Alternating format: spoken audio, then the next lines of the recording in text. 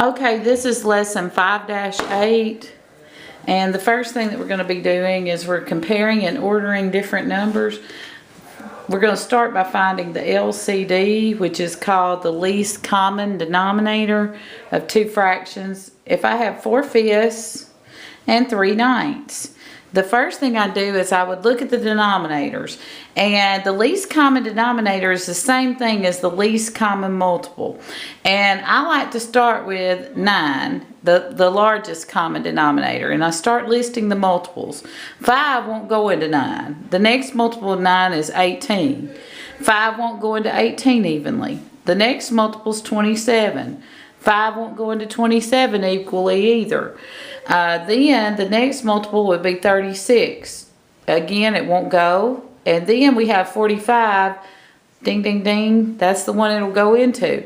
So 45 will be the LCD of those two numbers. Now we're going to replace, we're going to compare 6/15 and 3/8. Now, one way to do this is to find the least common denominator and convert them. And that takes a while, but you can do it. Or you could just use your calculator and convert them to decimals.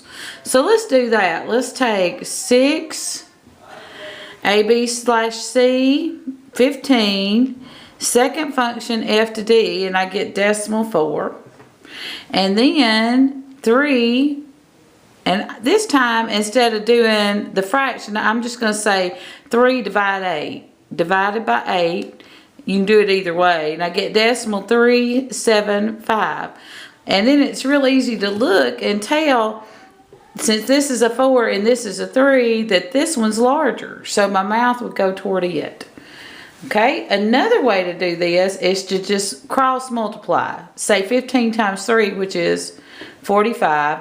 And 8 times 6, which is 48, and you realize that 48 is larger than 45.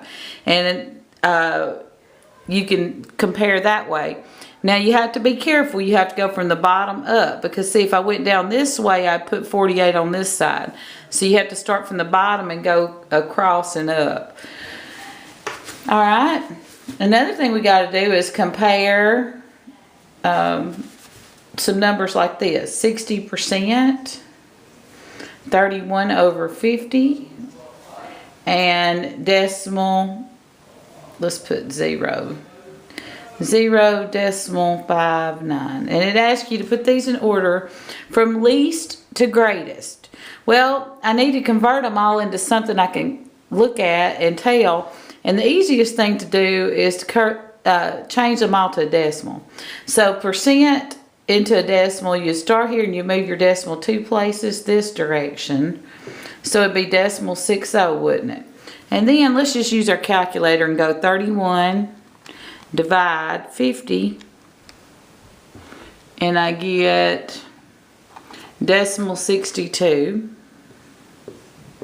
And then decimal 59. So now I can tell real quickly that 0.59 is the smallest. And then I'd have 60%. And then I'd have 31/50.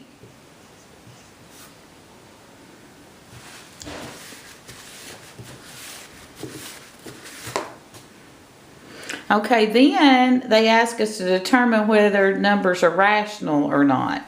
Well, rational means that they have to end. Okay? So you can say 1 divide 11 on this one, and you get a repeating decimal. You see how that repeats? Now, I know that that's got a 1 there, but that's because it ran out of places and it rounded up. So this one's definitely rational. But look at this one.